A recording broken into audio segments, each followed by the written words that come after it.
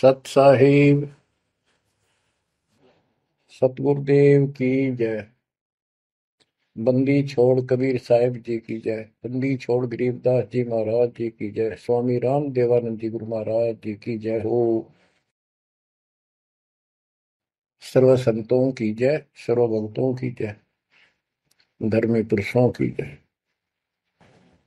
श्री काशी धाम की जय, श्री सुडानी धाम की जय, श्री क्रोथा धाम की जय, श्री बरवाड़ा धाम की जय। सत साहिब कबीर दंडवतम गोविंद गुरु, बंदो अभिजन सोए,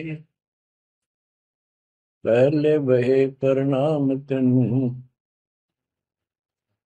नमो जो आगे हो। कबीर गुरु को की जय दंडवत, कोटि कोटि प्रणाम, कीर्तन जाने भृंग को, यो गुरु कर है आप समान। कबीर सतगुरु के उपदेश का, सुनिया एक विचार, जय सतगुरु मिलते नहीं, जाते नरक द्वार। नरक द्वार में दूत सब, करते खेचा तान, उनसे कभू नहीं छूटता, फिरता चारों खाने। कबीर चार खानी में भरमता, कबहू न लगता पार, सो फेरा सब मिट गया, मेरे सतगुरु के उपकार। जय जय सतगुरु मेरे की, जय जय सतगुरु मेरे की, सदा साहिबी सुख से वसियो, अमरपुरी के डेरे की। जय जय सतगुरु मेरे की, जय जय सतगुरु मेरे की, सदा साहिबी सुख से वसियो, सतलोक के डेरे। निर्विकार निर्भय तू ही, और सकल वैमान। जी साधो और सकल वैमान, सब पर तेरी साहिबी, सब पर तेरी साहिबी, तुझ पर साहिब ना, निर्विकार निर्भय। परमपिता परमात्मा कबीर जी की प्यारी संगत को दास का आशीर्वाद है। परमात्मा आपकी लगन अटल लगावे, इस गंदे लोक का दुख आपको याद रहे, अपने घर जाने की तड़प आप में विशेष बढ़े। एक बात तो आपको याद बार बार दिलाता है दास, और आप भी महसूस करते हो, आपको पता है कि यहां ना रहेंगे ना कोई रहा है, तो फिर बीच का जो समय अपना है, मानव जीवन जो मिला है, ये भक्ति के लिए, मोक्ष के लिए, शुभ कर्म करने के लिए प्राप्त होता है। ये कितना समय है आपके पास? 10-12 साल तक तो अब बहुत बच्चा होता है, 15 तक, 16 तक, फिर जवानी की मस्ती आ जाती है, शरीर स्वस्थ होता है, और फिर विवाह हो जाता है। विवाह के बाद परिवार की लगन लग जाती है, उसके पालन पोषण, उससे निमटता है, इतना बूढ़ा हो जाता है, वृद्ध हो जाता है। वृद्धावस्था में कभी गोड्डों में दर्द, घुटने दुख है, कभी सिर में दर्द, कभी दांत उखड़ गए, आंखों से दिख नहीं रहा, कभी बीपी आई, कभी शुगर की बीमारी। तो इतनी परेशानी आ जाती है इसके ऊपर, जीना हराम हो जाता है। तो इस इतने से काम को आप देख लो, ये प्रोसेस है इसका। यदि मोक्ष नहीं हुआ, पूरा सतगुरु नहीं मिला, तो फिर अगले जन्म में क्या होगा? फिर पीछे तू पशुआ की जय गद्दा बैल बनाई, ये 56 भोग कहाँ मन बोरे, कि तक कुरली चलने जाएगी। ओहो। अब बच्चों, हम जिस सुख को सुख मानते हैं, हम चाहते हैं धन हो, मंत्री बने, मुख्यमंत्री बने, बस हमारी महिमा हो, यश हो। ये कहने से, सुनने से, कल्पना से कुछ नहीं होता। ये पिछले पूर्व जन्म के तप धर्म कर्मों से प्राप्ति होती है। इस जन्म में यदि शुभ शुभ कर्म नहीं किए, अच्छे कर्म नहीं किए, फिर वहीं के वहीं रह जाएंगे। यानी कोई शुभ कर्म बनेगा नहीं है, अगले जन्म में फिर कुत्ते की में पाएगा, आज चाहे कोई किसी देश का राष्ट्रपति है। तो क्या बुरी बनेगी अपने साथ? देखो, हम धन चाहते हैं, निर्धन के मन में एक का तड़प है कि धनवान सुखी। धनवान सोचता है राजा सुखी। अब आपको एक छोटा सा उदाहरण देता हूं। अब्राहिम सुल्तान अदम राजा भी था, धनी भी था, खूब पैसा था, 18 लाख घोड़े, तुरा, अनगिन खजाना, और बकवाद करने में कसर नहीं छोड़ रखी थी। 16,000 विवाह करा रखे थे। तो भक्त आत्माओं, परमात्मा ने उस अपनी प्यारी आत्मा को उस नरक से निकाला जिसको वो सुख मान रहा था। ओए होए, ये विचार करो, ये है वो तत्व ज्ञान जो सार निकाल कर दे दे आपको। कोई तो कहता है मैं एमएलए बन जाऊं, आशीर्वाद दियो। हम उसको भगत ही नहीं मान रहे, उसको कहते तू जा राजनीति कर ले, फिर देख लिए जब तेरे ग्रेजुएटी हो लिया तब आ जाएगी। तो हमारा नियम हमारे भगवान का बताया है, जितने भी नियम आपको दिए। तो बच्चों, उस आपको खूब कथा सुना रखी है, सत्संग अनेकों सुना रखे हैं।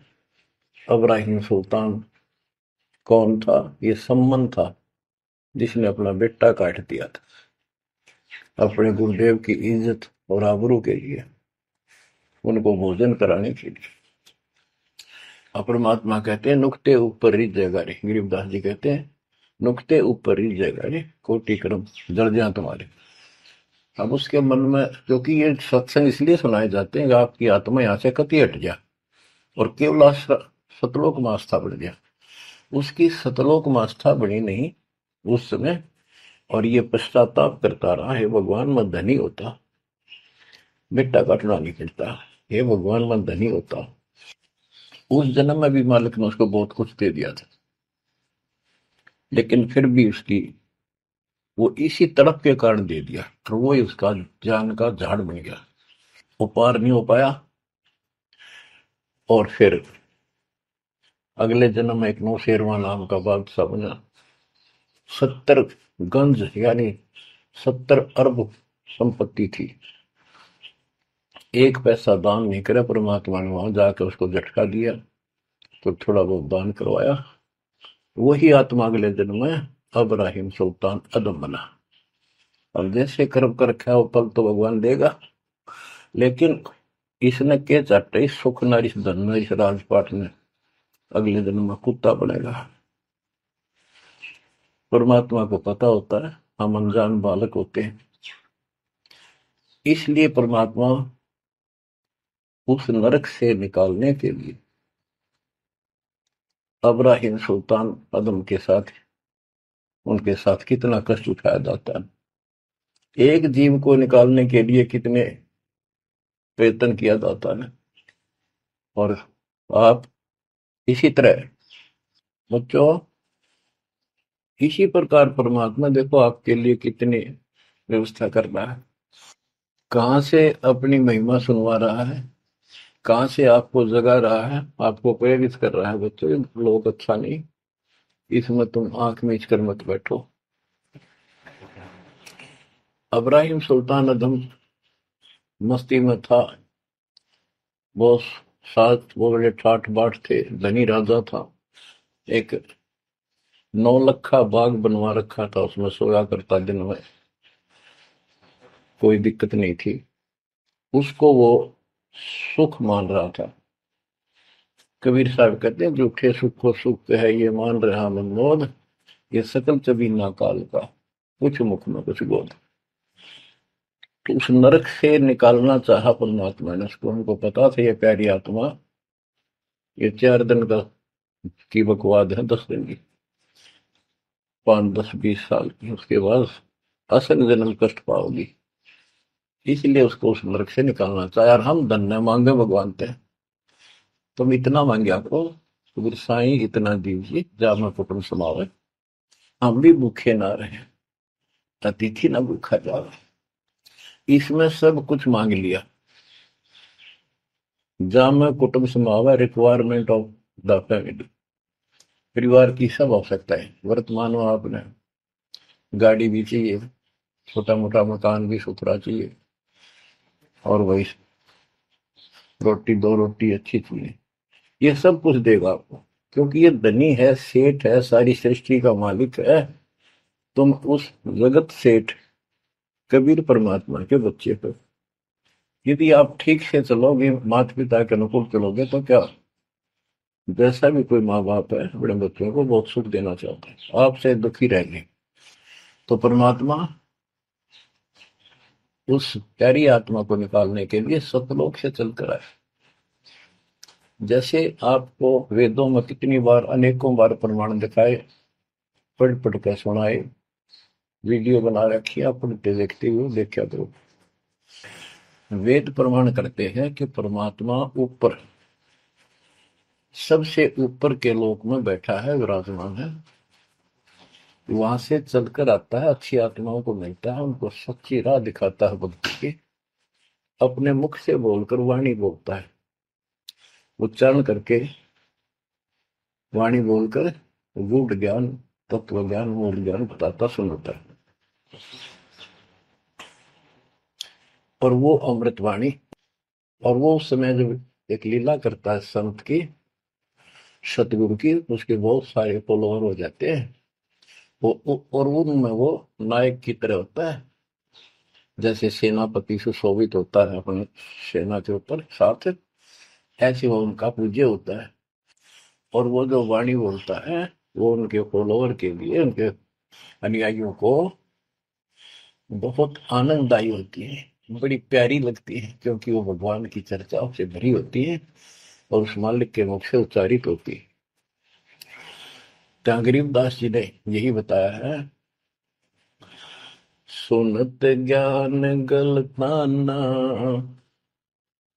पद पद समान, अमर लोक से सतगुरु आए, रूप धरा करवाना, ढूंढत ऊंट मैल पर डोले, बूझत साहबियाना, दूजा रूप दरिया का सिद्ध का, यात्री का, मुसाफिर का, महल सराय बखाना, ये तो महल हमारे हैं, तू पंथी फिरे आयाना।